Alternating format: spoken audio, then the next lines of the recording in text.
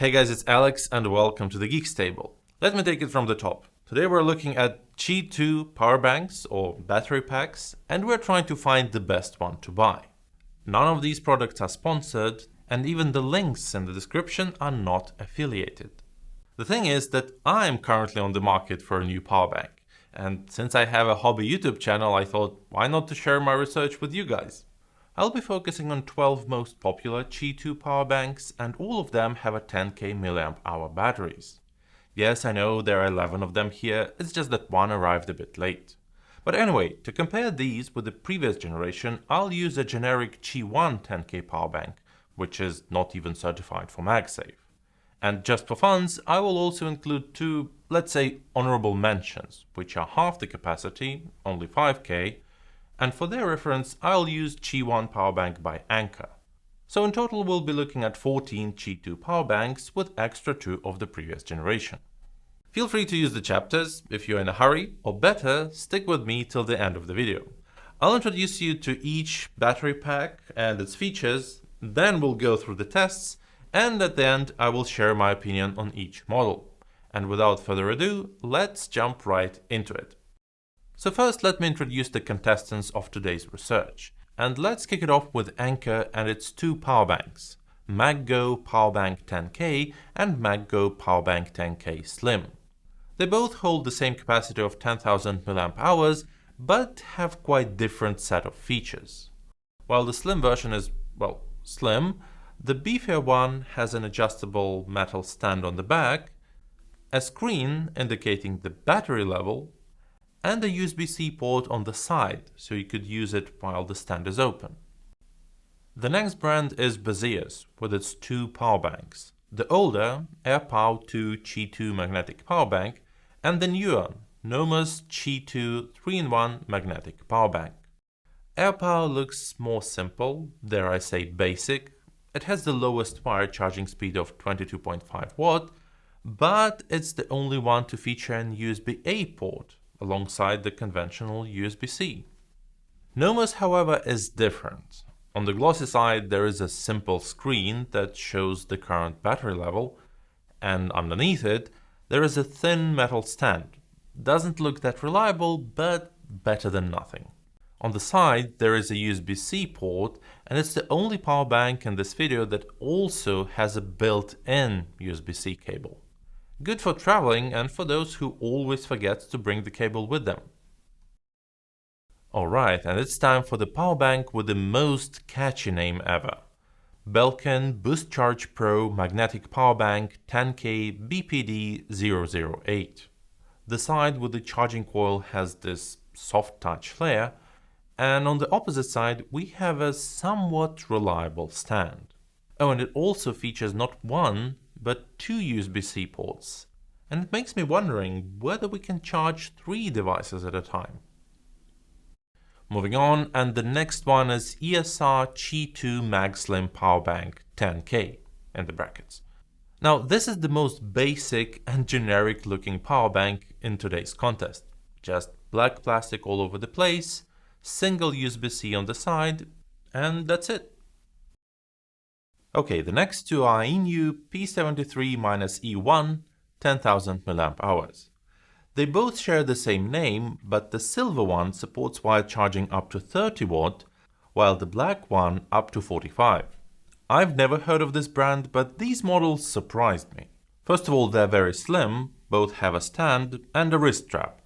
Well, more of a finger strap really, but it has a trick in its sleeve. There is a hidden braided USB-C cable inside. It also has a funny power indicator in the shape of a dog's paw. I guess it's because Inu means dog in Japanese. And it also has 2 USB-C ports. Next one has possibly the shortest name of all. It's Sharge Ice Mag 2. And it's probably the most unique looking power bank of them all. It has a frame that can act as a stand. Well, USB-C port is on the bottom, so it's being blocked though. It has a transparent bit that has RGB lights and a fan to cool the battery down. Unfortunately, the fan is quite noisy and you can't turn it off, as you can't turn off the RGB lights.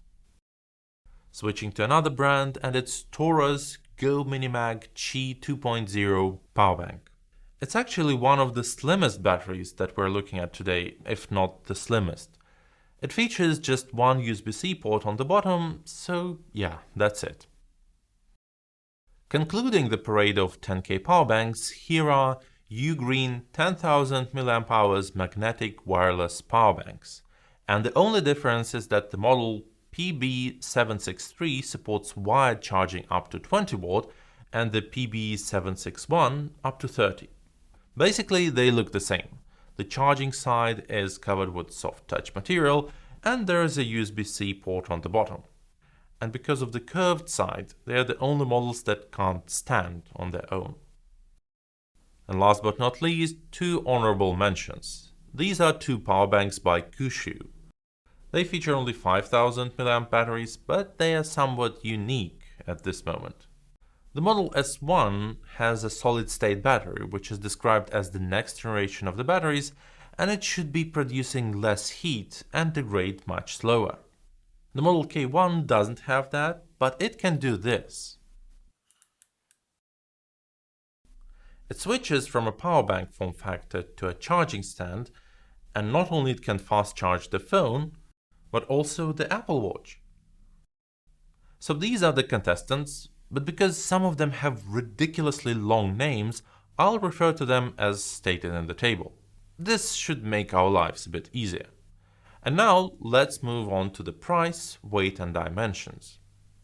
This is the price that I paid in euros in Germany in March of 2025 while there were some sales going on, so your mileage may vary.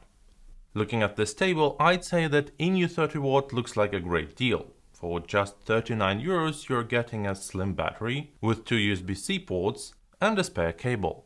Belkin and Torras look extremely overpriced, judging by the basic functionality that they provide. And our honorable mentions, K1 and S1, are quite expensive as well, especially knowing that they have half the capacity. But those were released literally 2 months ago, so they haven't been on a sale yet. As for the weight and dimensions, Anker Slim, Torras and both Iniu are indeed the most compact models. But Anker Slim is a bit more heavy than the other three. As for the standard Anker, it is the most heavy and thick one because of the built-in screen, and also it was the first Qi2 powerbank introduced to the market. Before we move on with the tests, I'd like to feature a new Thunderbolt 5 SSD enclosure by Acasis. If you've watched my SSD videos, you know that I have been a long-time fan of the Acasis brand because of their quality and performance. They never paid me a penny and proved their quality in the actual tests.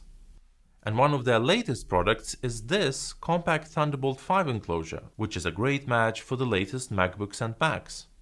The installation is super easy as always and doesn't require any tools. You just put the SSD in, fix the rubber plug and close the lid. On the other side of the enclosure there is a fan, but unlike many others it's quiet and it turns on only when the SSD gets hot, so only when it's necessary. There is also a button for the manual control if you wish to turn it on or off by hand. By the way, if you have a small SSD, you can always use the adapter that's included in the box. And the enclosure is backwards compatible, so we can always connect it even to a USB 3 port. The speed is impressive indeed, and moreover, it is consistent, even if I transfer a large amount of files or the storage is half full. Of course, this enclosure needs a suiting SSD. With the latest ones like the Western Digital or Samsung, it's a pure joy, but if you have an older one like this Lexar, probably it's better to leave them in their old enclosures. The product page has even more SSD models measured, so definitely check it out. The link will be in the description. Alright, let's test some of the features, and first of all, each of these powerbanks has a magnet. So I was curious to know how strong it is, and if they have this middle alignment magnet, which some manufacturers decide not to install. I've tested the strength of the magnets in the following way. I shake the battery with the phone lightly for 10 times, and if the phone fell off, I gave it a weak level. Next, I gave it a single hard shake, and if the phone didn't stick, I gave it an average level. And if the phone kept being attached in both cases, I gave it a strong level. And this is what I've got. Surprisingly, Sharge was the only one among the 10K powerbanks to have the strongest magnets, but it lacked the aligning magnet underneath the circle. Also, I've tested if the powerbanks had any integration with iOS, but only the two from Kuxiu would appear in the iOS battery widget. For those who doesn't know what I'm talking about, if you attach such a powerbank to an iPhone, you'll see a slightly different animation. It will show you the battery level of the phone and also the battery level of the powerbank. And if you use the battery widget, it will also show up there. So basically the same behavior as the discontinued Apple battery pack. Unfortunately though, while Apple's battery pack could be reverse charged by the phone, these two powerbanks don't have such an option. Now let's start digging into the charging results, and first let's compare the wired charging, what the manufacturer claims versus the reality. And I'd say that most are holding to their claims more or less. But then I thought, what if I wish to charge a few devices at a time? I could charge a phone wirelessly and one more device via the USB-C port. And knowing that some devices have even more than one port, I could charge 3 devices at a time. Apple doesn't give any accurate information on wireless charging wattage, so here I've listed only the wired one, basically the one that I could measure. The first column of this table represents the case where the power bank charges a device over USB-C, where the second column shows the same scenario, but with an extra phone being placed on the Qi2 charger. And you can notice how the wattage drops down. The third column shows 2 devices being charged over the USB ports that are available on those models, and the fourth column represents an edge case of the 3 devices being charged. As you can see, once the batteries have to deal with 2 or more devices, the wattage drops significantly. K1 actually disables the wired charging completely if you add the watch as the third device. Speaking of charges 3 devices at a time, Baseus Airpow and Belkin failed to do that despite having 2 USB ports available. And the only 3 models that are truly capable of charging 3 devices at a time were Baseus Nomos, Iniu 30W and Iniu 45W. Alright, now it's time to see how fast these batteries are getting charged. I've measured the wattage and the time needed to get 25, 50, 75 and 100% of charge. And just for funs, I've also measured the wattage when we charge the battery while it's attached to the phone, so it's like a pass-through scenario. And the fastest to get to 100% was Baseus Nomos, just 1 hour 41 minutes. And the slowest one was Belkin. It needed almost 5 hours. Overall, an average time is between 2 and 3 hours. Okay, our battery packs are now charged, so it's time to use them. I've decided to measure how fast would they charge my dead iPhone from 0 to 50%. And during this test, the iPhone will be in the airplane mode and the screen will be turned off. By the way, the model that I'll be using in these tests will be the iPhone 15 Pro Max, so if you have a different model, here is a rough idea how you can adjust my results to yours. So first, go and search your phone's battery capacity. For example, if you have an iPhone 14 Pro, the battery capacity is 3200 mAh. So 50% of my results is 50 multiplied by 4441 divided by 3200, and we're getting roughly 69%. So just put your battery capacity here and the percentage from my results over here, and you'll get the results for your phone. Of course, it will be approximate because, for example, the 16 Pro lineup can charge a bit faster and your battery can be degraded over time, but at least you'll get an idea of what to expect. Alright, the math lesson is done and here are the results. And of course, the main advantage of the Qi2 powerbanks is the charging speed, because they don't need the MagSafe certification, so they work on their maximum out of the box. While Qi1 models could only get to 25 to 35% in 1 hour, most of the Qi2 models could deliver 50% in just 50 minutes. Well, some took 10 minutes longer, but it's definitely an improvement. Now let's switch to the terminals and time, and as I've already said, we're getting 50% in roughly 50 to 60 minutes. Again, these results are for the iPhone 15 Pro Max, so if your battery is even smaller, you'll get even more than 50% in 1 hour. I can also see the benefits of this solid-state battery in the Kuxiu S1. It had the lowest temperature of the most after almost 1 hour of charging. But I should point out that it's not far from the Anker Slim, which has a standard type of battery. But look at the irony of the situation. The second hottest battery among the contestants is Sharge, which has a built-in fan. So it's not only annoyingly loud, it's also completely useless. And yes, another benefit of Qi2 is to regulate the temperature levels. So if the temperature goes up, the charging speed adjusts itself to keep the temperature in a reasonable range. Because this temperature of 51 degrees in the Qi1 power bank is not only very high, it's also in the dangerous area for the battery quality. So here I'm glad that we're moving away from this, and thanks to the Qi2. Alright, so the phones got charged to 50%, so what happens next? Mostly, I use the power banks when I'm traveling, so naturally I charge the phone while I'm taking pictures and navigate around. So it got me thinking, let's test the charging under some intense process. So after the phones got charged to 50%, I detached them from the power banks, made them cool down to the room temperature. I didn't recharge the power banks. Then I attached them together again and started 4K 60 ProRes recording to the external storage. And these results are quite interesting because all power banks reacted quite differently to these conditions. For example, the Ugreens were able to maintain the charge for about an hour and then just went down, causing the phone to overheat and stop the recording a few times. Iniu 30W, on the other hand, had a wave curve. You could see the level going up and down. But because of that, there were no overheats, and in 4 hours I had an empty power bank, yet the phone had 26% of battery left. And there is even a third pattern. Baseus Nomos just gave it all to the phone so that in 90 minutes I had an empty battery, but the phone charged to its maximum level possible. Which is probably the best solution when you're on the go. Let's look at the thermals now. And of course, the first delta will be huge because we're going from the room temperature, which is roughly 20 to 25 degrees Celsius, which is 68 to 77 degrees Fahrenheit. But afterwards, the fluctuations are mostly unnoticeable. There are also some hot ones like Airpow, which goes up and up and up. And there is also Iniu 30W, which lowered the temperature by 1 degree and then just stayed in the same level for hours. So those were the tests, and I hope that the results were helpful.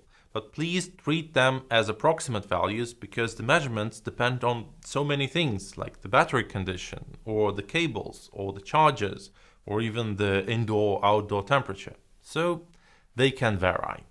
And as I promised, this is what I have to say on each power bank of today's comparison. Anker has the most steady stand, it's the heaviest of all, and has good thermals and also has a screen. Anker Slim is the second slimmest of all and also has good thermals. Aside from that, nothing special. Baseus Airpow, a bit outdated and has the slowest charge to 50%, but has a USB-A port, and someone may need exactly that. Baseus Nomos, second heaviest, the quickest to charge, the most powerful wired charging, best thermals, it can charge 3 devices at a time, has a built-in cable, and also quickly gives all the charge under heavy load. Belkin is very overpriced for quite standard capabilities. Also the thermals are quite bad, the charge speed could be better, and it takes up to 5 hours to get charged itself. ESR is another quite basic power bank. I really don't know what to say about it because it hasn't been special in anything from the exterior to its capabilities. Two models from Iniu. They are the slimmest and the second lightest power banks in today's competition. Also, they both could hold the charge under heavy load the longest. They can charge 3 devices at a time and have good thermals as well. Sharge has the strongest magnet of all and is the second quickest to charge itself. It has a unique look, but the fan doesn't help at all. Also, you can't disable either the fan or the RGB light, including when you charge the battery itself. So if you do it overnight, it might disturb your sleep quite a bit. Torras, even though it looks dull, is actually the lightest power bank among the contestants, and the third slimmest. Charging capabilities are average though, so nothing outstanding. Both Ugreens are quite a bit hard to recommend. I like this brand, especially their Powerbanks, but these batteries are too bulky and heavy for what they offer. And the honorable mentions from the Team 5000. Both K1 and S1 look great, but they are a bit overpriced at the moment. The integration with iOS is neat, but I wish they supported reversed wireless charging.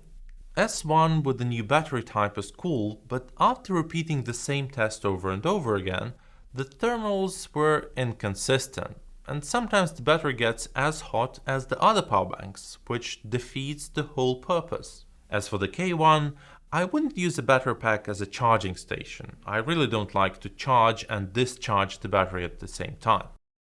Also, I've discovered that there is no real Apple Watch fast charging, which is a shame.